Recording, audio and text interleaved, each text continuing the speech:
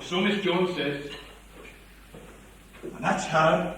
And what she says goes, you see, because she now owns the little railway, and it's an old Welsh family concern. Not that many people travel on it today. This lot work here. See those two down there? That's Sam. He keeps the engine going, most of the time, that is. And his girlfriend, Lynn. Hell of a time they have, those two. There's not much romance in it.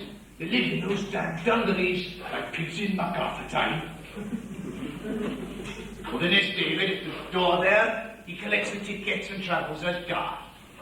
And little Anne, a refreshment room and general duties. Pity I'm not a younger man. Mad on steam railways they are, well, it have to be to work here. Foreigners they are. They come from London, wherever they be. But they're not so bad when you get to know them. And here's a well-known local character, the district nurse, sex bomb of the National Health Service. Not often a time still, I can tell you that. Oh, and here's a sight for sore eyes. Dressed to kill. Still, not to make your spectacles mist over, really, isn't it? You can't keep me talking here all day. There's letters to deliver. But I'll be back, you'll see.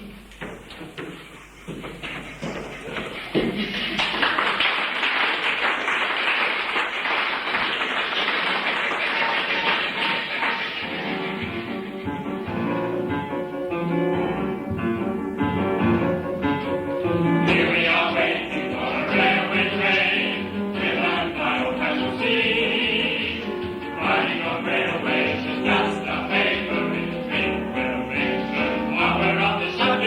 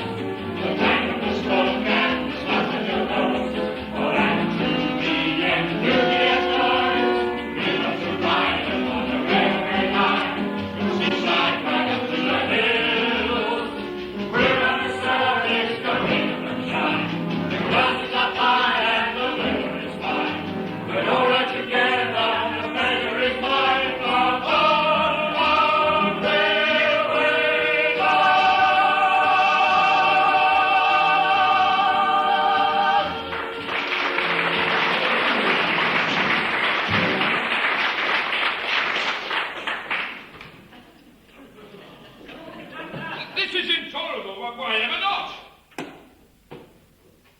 Oh, you and your beastly little trains. Trouble I've had in getting here, too. I'm going back to the hotel. Well, I at least am going to walk out the track while I'm here. This line is unique. Then go. Can't think why I ever became engaged to a railway maniac. Dear, I think it's going to rain. Rain? Nonsense. Anyway, I can't help. No, he's not salt to melt, I'm sure. No, that's just as well. Let's get a pie. I'll go back to help Sally. Come in. Oh, down comes the rain. That is the last straw. Is there a phone I could use, please? Oh, well, certainly. It's in the office just through there. I'm terribly sorry. Oh, that's all right, but I must get to a phone. Yeah, where's the upset her, too? I'm sorry about the cancellation, Dennis, but the old prima donna's making a very peculiar noise. Sam's gone to have a look. Second time this month. Well, we can't put Ajax in steam. That boiler wall is sort of bulging. I know. Ah, that's what I want for the shed. Careful, Nick. Ruby, don't wait the sun. Oh, it's all right. I've got to tack the piece up. It'll be pouring down shortly, and I'll never hear the end of it. Here, I'm trying to run down here. Let me open the door. Oh, dear. I sometimes wonder why I do this at all. It's supposed to be my holiday. You and Sam are incredible, the pair of us. Well, I want to be with you. After all, he's supposed to be my boyfriend. It's just unfortunate that most of the time he only has eyes for raging railway engines. Hence that and go Friday engineering act. If you can't beat them, join them. Right, that's that.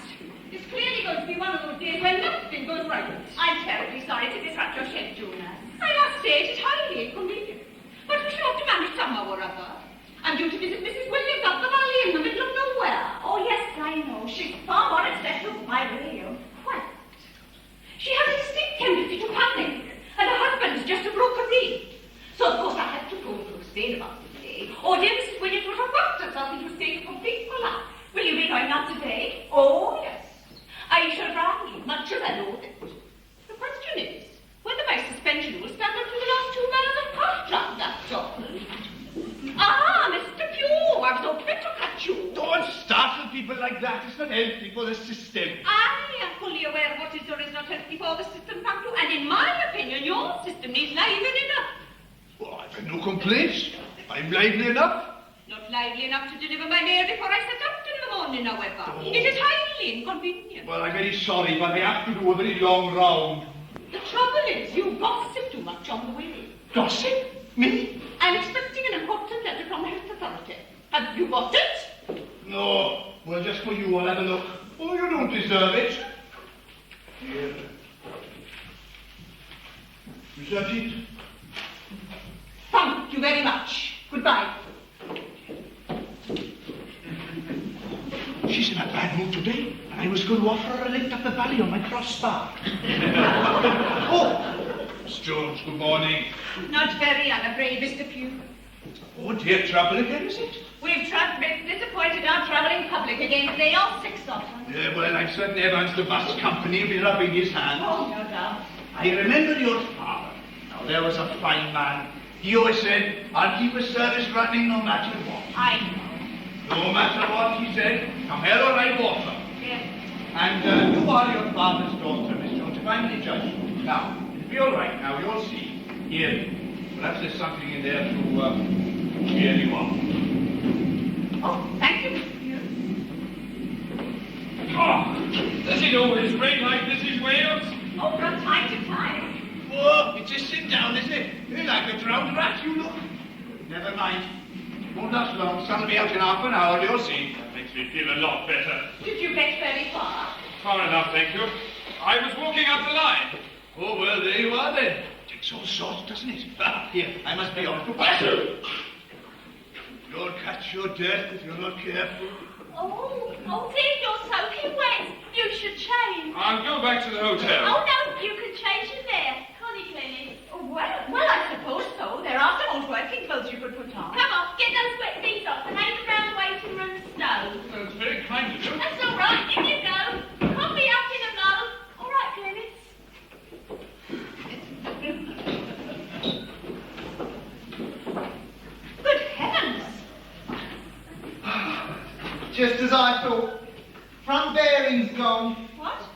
Bearings.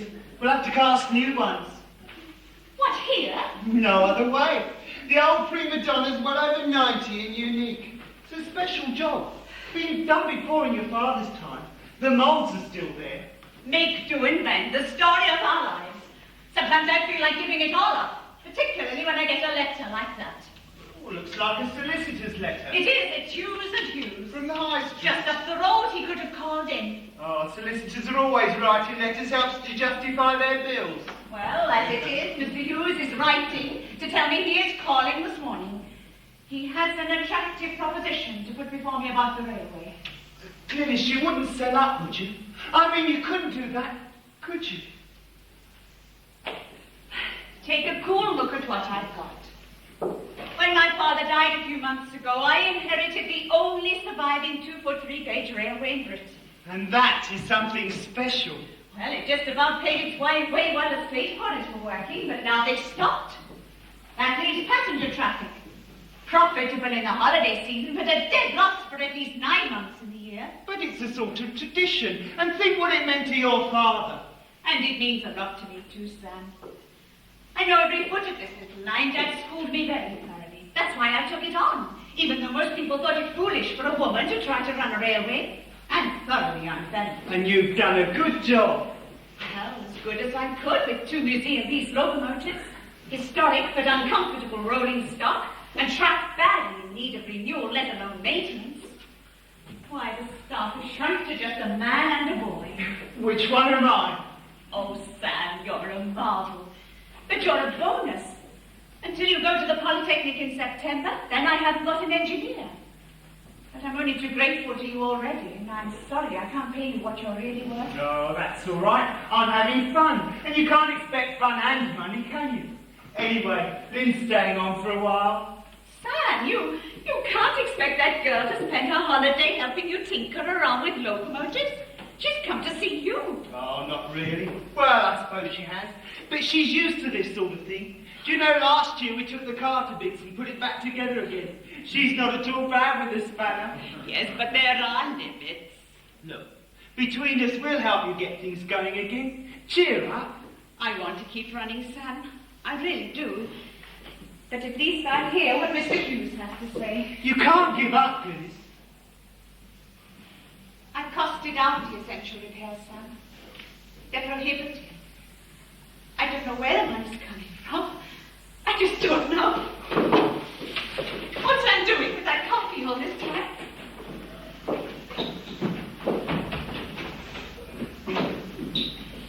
The moment I finish with my hammer and nails, the rain stops. Typical. Oh. But a work of art, though. Oh!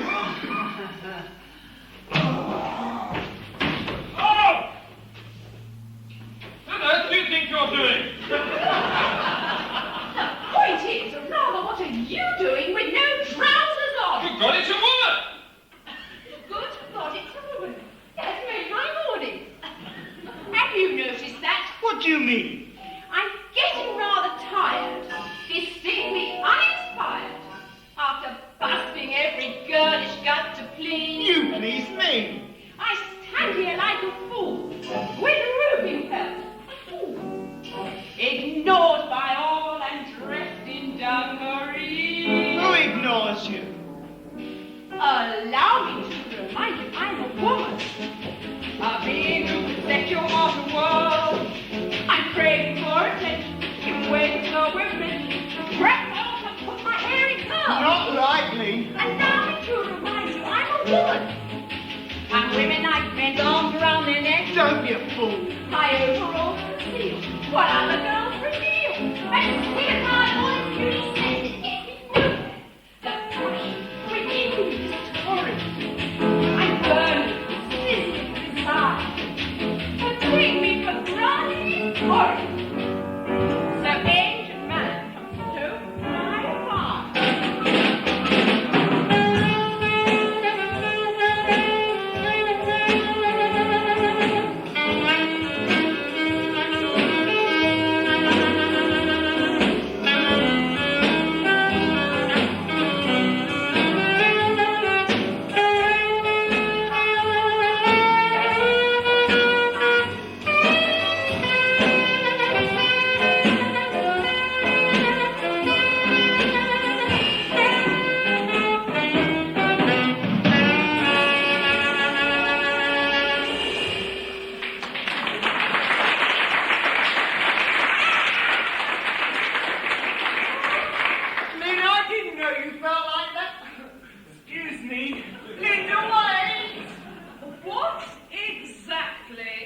going on here? Hello, darling. You came back. In the nick of time, I'd say.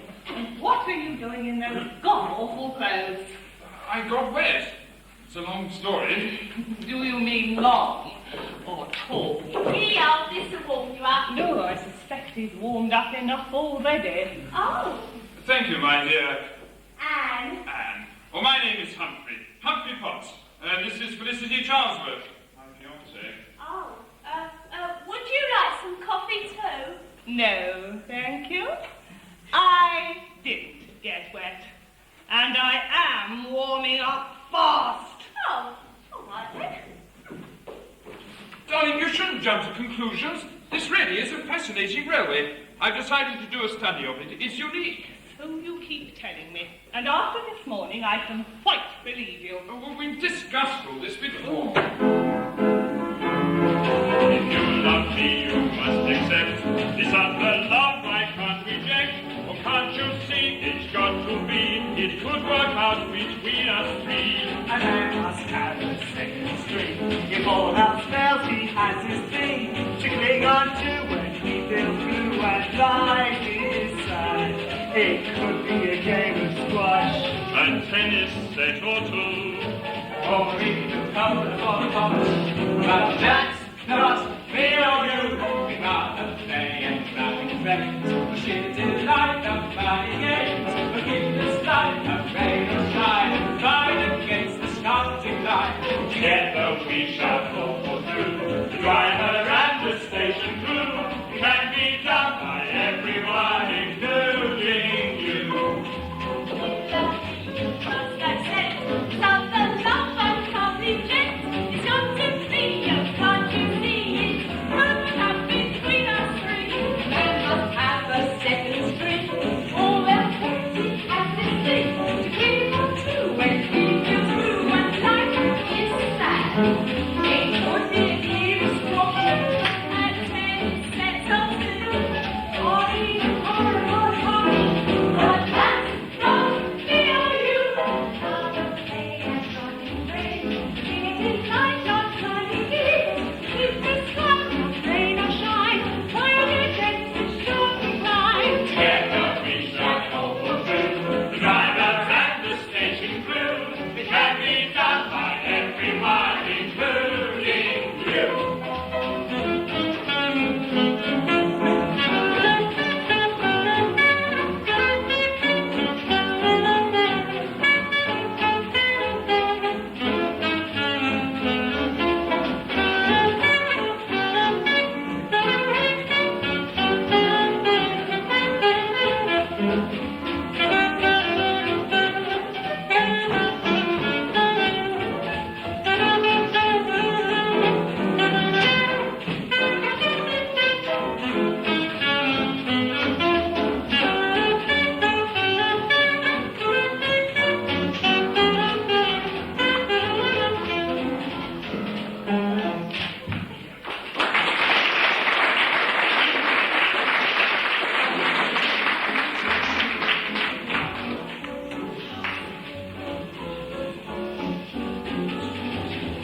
Ladies and gentlemen, Humphrey Potts. Not the railway historian. That's right. I thought your book on the Corris Railway was first class. Oh, thank you very much. I'm delighted to meet you, Mr. Potts. This is Sam Walker, our engineer. I am Glenys Jones. Sir Morris's daughter, now running the railway. Against odds, I'm afraid. Glynis is considering an offer to sell. Heavens, this is serious. Our solicitor's coming to see me in a few minutes. I would value your advice if you'll stay. I shall do all I can to help. Oh, Miss Charles, there's fresh coffee in the refreshment room if you can. Thank you, Miss Dance. The first door on the right. Miss Jones, I take it it's economic considerations alone that are tempting you to sell? I'm afraid so. Ah, Miss Jones. I wonder if I'm coming at an inconvenient moment. Not at all, Mr. Hughes. Please come in and take off your coat. Oh. I had in mind a preliminary chat. Private and confidential, of course. We can talk here in front of my colleagues, Mr. Walker and Mr. Potts. Good morning.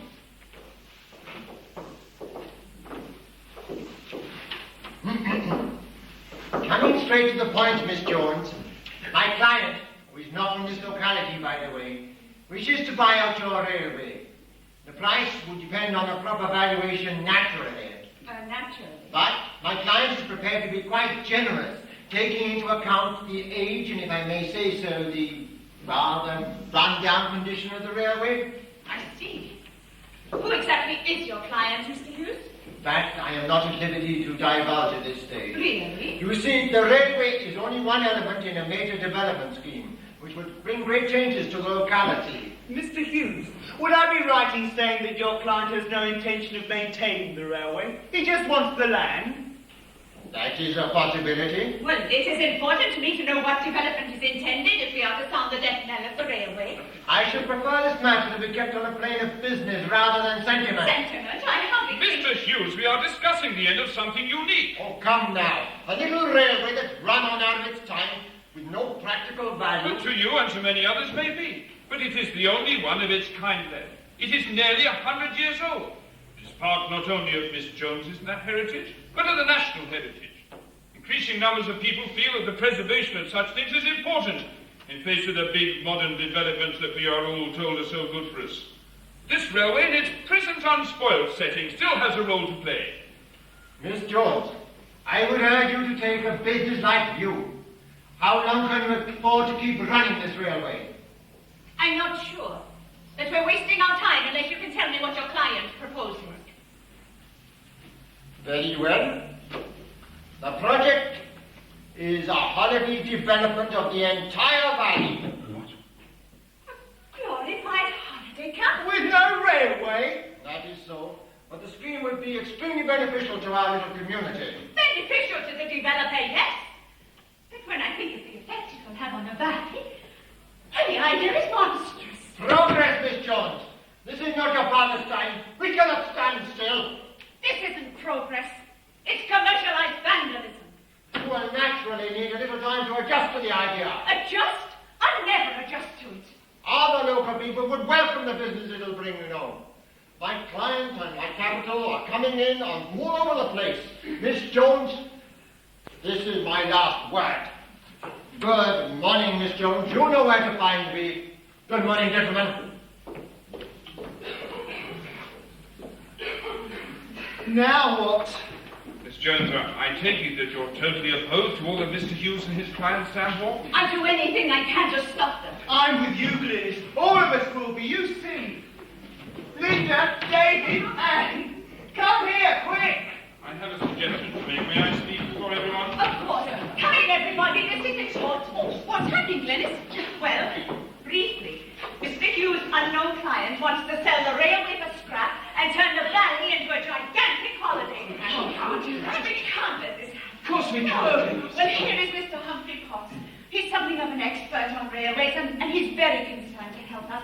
I'd like you all to hear what he has to say.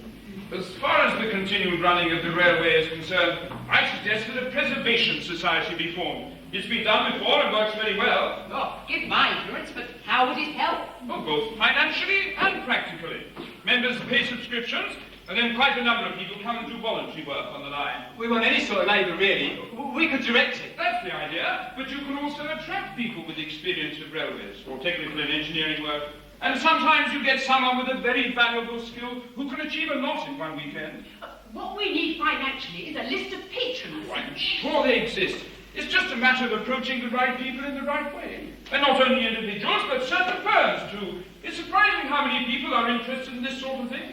But it would all need good organisation with a small staff on a modest salary. The whole thing would need national publicity. Oh, I can help there. And I'm sure my publisher would be interested. Anyway, the attention attracted by a national appeal would help my next book, which is to be a history of this railway. What about television? Oh, it would help enormously, of course. Having done 2 programs already, I have some musical connection. But wait, there's something extra here. A dramatic situation. The small business individual versus big business enterprise. Which threatens the total environment. And that brings in the conservationists. Oh, Mr. Potts, you give me hope. In a couple of months, this railway reaches its centenary. It's a time for celebration, but it ought to be a big showpiece with coverage of all the media. Oh, there's an awful lot to be done before we're halfway presentable. Then it's got to start now. Yes. Glynis, I've been thinking. I'll defer my college entrance for a year. That is, if you'll keep me on, of course. Sam, of course I will. The whole thing will have to be put on a proper legal footing, of course. Then we ought to have some preliminary meeting at some central point, such as Birmingham. So the preservation appeal has got to be launched now, and that means a lot of paperwork for a start. You can count on me, Mr. Potts. No, you will. I think the key to success is that everything should build up together for the centenary. Mr. Potts, your master. He knows that already. Don't you, darling? Well, this means a big effort from now on. Can we do it? Yes, of course we can. Of course we can. Really. Here we are riding on the railway train, driven by a fashion steam. Riding on railways is just our favorite dream. We'll mention while we're on the subject, we want to ride upon a railway line, powered by Conning Road. Riding on Harrogate is our ultimate goal. Why need further explanation? A taste of the steering girls making us steam. The closing of wheels and the noise, the twang of the smoke and the sound of your nose, all activity and beauty and joy. We want to ride upon the railway line, from seaside right up to the hills. We're on the service, come rain or come shine, the glasses are high and the weather is fine. We're all right together, the pleasure is mine, upon the railway line.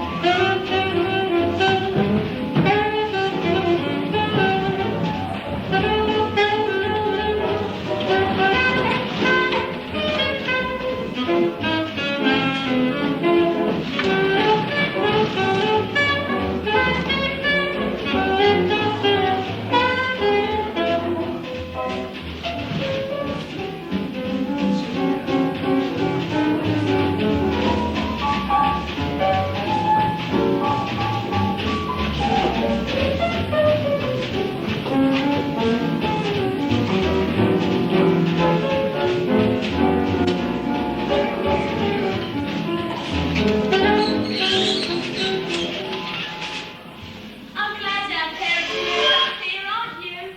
The scenery's so nice. You can really breathe the fresh air. And it's so peaceful. Well, see, I'm 20 out from the engine shed. David never thinks it. I don't know.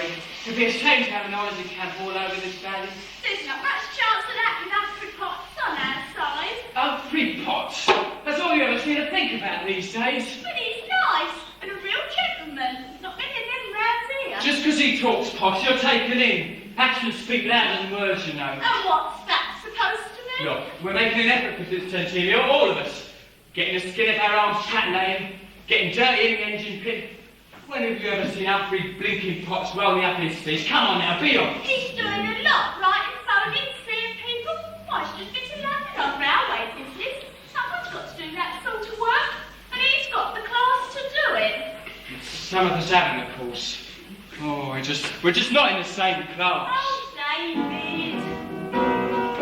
It's all a matter of class. Whenever a man makes a pass, make good speech and dress, about to impress, it's just a matter of class.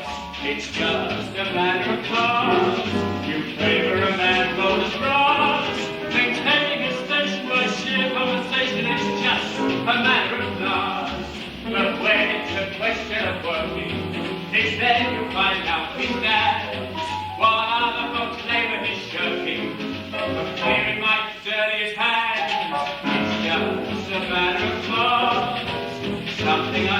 mountains apart. And irrespective of you, to myself I'll be true. It's just a matter of class. It just happened that night when they set out to try. They know the answers and they give promises. That's not just that I. Now the girls cut up pretty eyes. Women's defense have cried. They feel they are needed, not to see it. That's how they react. Man's brain is inside a feature. It's brilliant like it's a degree. It becomes a wonderful teacher. It answers to every query. It's all a matter of time. That's not there's no one to hide. It's distance reaching my knowledge of reaching. It's simply a matter of fact. Oh, you are silly, David. Well, I can't help what I am or what I feel. Oh, sit down and eat your orange. I don't want me orange. I'll go back to the sea. You're sulky. Sometimes you're just like a child. Hello, David. Hello. What's the matter with him? He's jealous. Thinks I'm keen on Humphrey Potts. Well, I do like him. He's got more go about him than David. But it's not serious. And that toffee-nosed fiance is still hanging around. You've known David a long time now, haven't you? Yes, ever since we were kids playing in the same backyard. But he doesn't know me, you know. Well, a touch of jealousy mightn't be a bad thing. Might give him a bit more zip. Oh, too much zip can go in a man and get a bit weary. I've often wondered about you, Glenys. In what way? You know, men. You're probably as course. Oh, there's nothing very dark about me now. I just hadn't met the right man yet, that's all. Not yet, maybe, but someday you will. A lovely man will come walking over the hill and sweep you right off your feet. You'll see. Someday a man will come walking over the hill. Over the hill where ferns grow. Over the hill where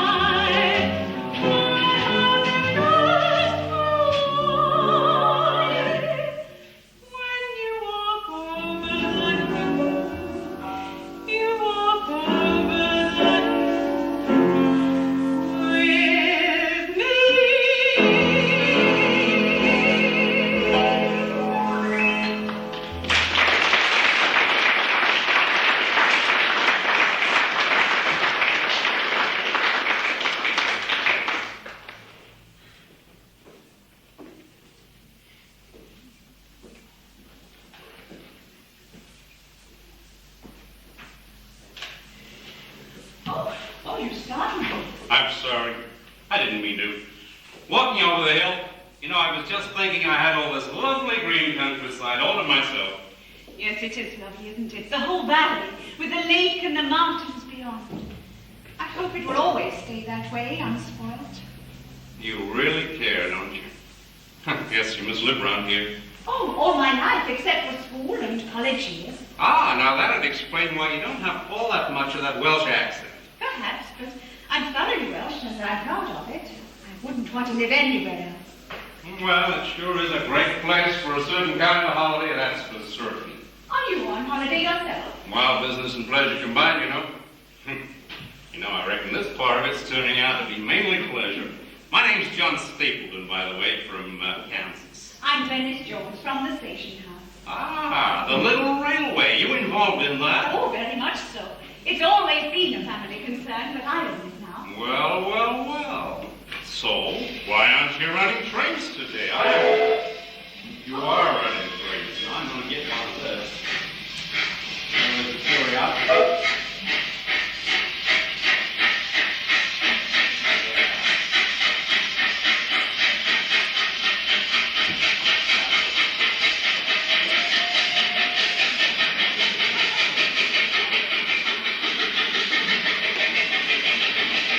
We've finally reached the Prince.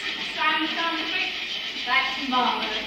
Oh, Lynn, this is John Stapleton. Lynn, are you involved with this railway, too? Oh, yes, up to the hilt. Building up a Railway Preservation Society. So you do run trains after all. Now that sure was a quaint little locomotive. Nearing its 100th birthday. No. Hey, this is history. Are you interested in railways, Mr. Stapleton? Well, I'm beginning to develop a big interest in this one. I've no idea you had anything like this here. Would you like a closer look? Sounds like a great idea. See you later, Lynn. Yeah, sure. Well done, Sam. Normal service will be resumed as soon as possible. Where did he come from? I don't know, but I say she was definitely smitten. Yes. I wonder if he did come walking over the hill. What difference does that make? Oh, as a matter of fact, he did come over the hill. I saw him. Oh, Mr. Pugh knows this much. Neither do I. I saw him too. Well, I mean, a stranger in a place like this sticks out like a sore thumb, really. I've always thought that a most unfortunate phrase. And how is the little train today? Oh, in steam, thank goodness. You know, they didn't always travel both ways by steam in the old days. In the old days. Oh, Mr. Pugh, not again. Now, just you listen. They're interested in history, even if you're not. Of course we are. Tell us all about it, Mr. Pugh. Oh, many years ago this was. Miss Jones' grandfather used to offer trips up the valley on slate trucks. Slate trucks? Yes. Groups of people, you know, families and friends, would be pushed up the valley after chapel. The engine would run home, and each truck was free to run back by gravity in its own time. Sounds very strange, but it worked a treat. All you had to do was give a good shove now and again when the gradient eased off. Could have been very dangerous. Oh, go on. It sounds fun. I can just imagine the feeling. Falling down the line, a lazy day in summer, when the weather's fine. Things start to hum, and you can hit the wheels. He says exactly just to do. He's pressing down the brakes to do.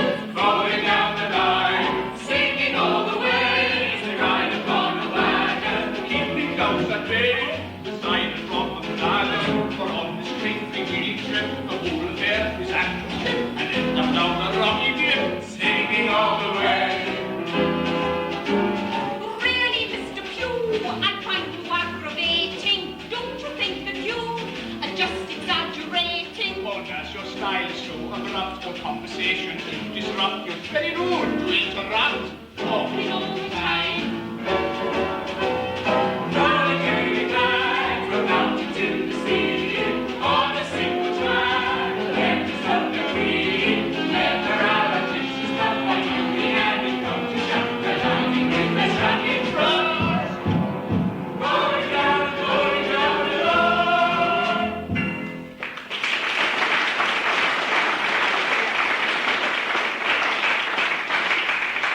Well, goodness, have you got your lunch? Yes, we're picnicking. It's Humphrey, my farm. And quite by the track. case he misses a train going by. Careful! Mind where you're sitting. Oh my God! Didn't realise there were cows into this field. Now, my dear, that'll teach you to come dressed for Ascot. Never mind, you'll soon wear off your sleeve. Come along, Mr. Poole, that is quite enough for today. Really, that man is a peasant. Hello, everyone. Oh, Humphrey, you're back. Yes, back from the great metropolis, weary, travel-stained, but rich in achievement. Oh, God. And back to the peace of the countryside. What a glorious day. It's a lovely day for a picnic, if that's all you've got to do. But rather off the trap lane. Right, take a touch of that. Don't mind him, Humphrey. I sent off all those circular letters, by the way. Well done, my dear. And donations and offers of help are beginning to roll in, together with the membership applications. You must come up to the office sometime soon.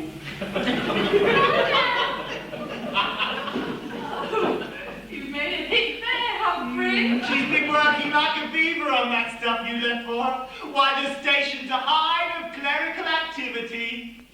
Talking of stations, there's a lot of painting to be done. It might rain tomorrow. Yes, well, we mustn't stand around here chatting all day, must we, lady? Men. I sympathize with her.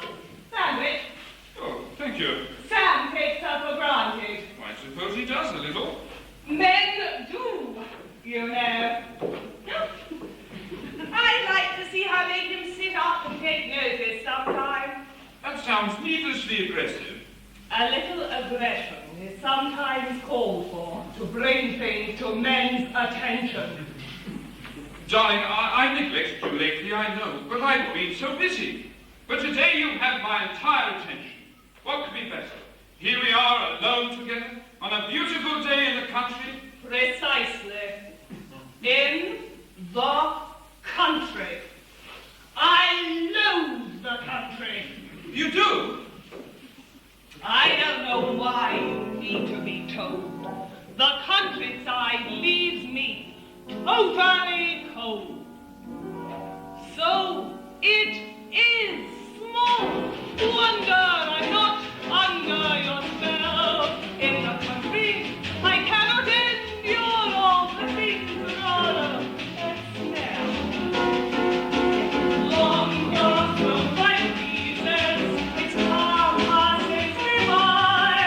My eyes run, I don't see them, all the pond cut is high. And nightfall is just now home to in the country, and so I lose hunting the sheep, hunting like you. How I long for my own hometown, for all the secrets of me make me proud. In the country, everything gets me nothing from I too tired of luck, tired of rain. In the country, I am a threat, tired of lost, tired of rain. There is the one thing I cannot endure. I will make my ears ring and time is endure. I want to find my king and learn my history. In the country, in spite of seething treasures, I know treasures of you. The birds will have that pervading smell, the ticks, the clouds, my carousel. In the country, everything gets me, everything gets me, everything gets me. Oh.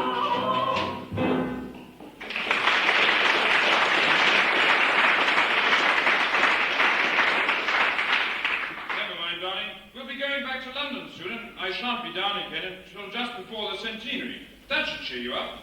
Yes, well, at least there should be some excitement then, with the TV people covering the railway, and masses of visitors, and the dinner and ball in the evening.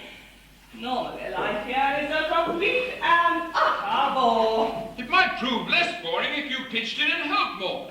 Are you in any position to criticize? David at least thinks you should do more. David has a trade union mentality. He thinks that manual labour is the only thing that can be called work. Anyway, what do you suggest I do?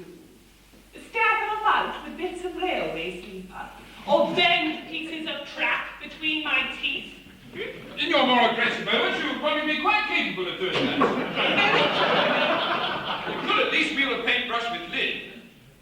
I'm going back to the station. Are you coming? No. To what I'm giving you the old come on? Certainly not. I shall stay here, enjoying the sun, which incidentally has been pretty rare lately in this godforsaken place. Very well. I shall leave you to the cows. Cows? There aren't any cows here, are there? Oh my God, there are! Oh, Humphrey! Humphrey, you know I don't like cows! If I come this way! Oh, Humphrey, don't be rotten! Humphrey, help me!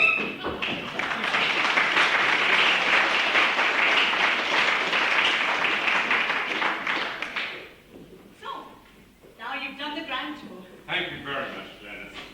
I had no idea that a railway could have so much charm about it. I can see I'm going to have to revise my ideas.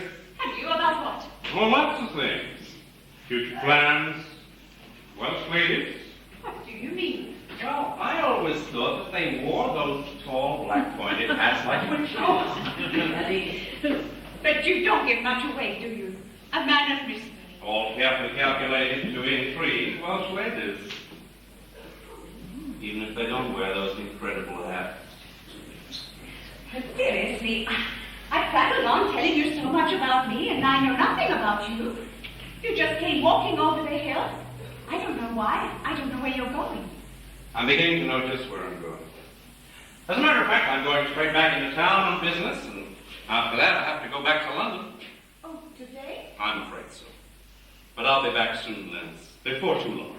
In time for the centenary and the war? Of course, the centenary now. That should be quite an occasion. I hope I'm going to make that.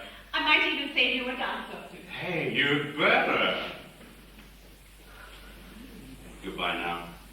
Can I come and see you for a little while before I start back to London? Yes, I'd like that. Shall we say 4:30 then? At the station house? All right, I'll be there. But don't be late. I'm going out to tea with a tall, dark, handsome Welshman. In national costume. Whatever that might be.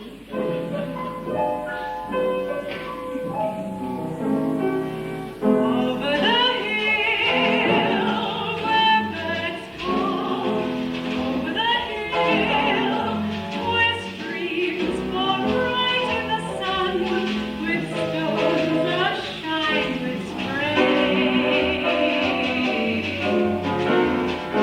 Under a bright blue sky, my happiness will lie. When you walk over the hill, you walk over the hill with... Dennis, Lynn, whatever the matter? That man, that American. Who, John? Well, what about him? Hold on to your hat. He's Mr. Hughes's client. What? The mysterious client. I don't believe it. Look, Mr. Pugh the postman knows everyone's business. His daughter works for Hughes and Hughes. She's seen the correspondence. And John Stapleton is behind the whole holiday development. But I showed him around. I told him everything. He seemed so interested. Oh, you bet he was, doing a quick mental valuation and summing up the opposition. I played right into his hands. I told him everything about me, and I learned nothing about him. And he said he was coming to the centenary. Oh. Oh, Glenys, I'm sorry. He's made a complete fool of me. He's probably with Mr. Hughes this very minute. He said he had business in town. Is he coming back?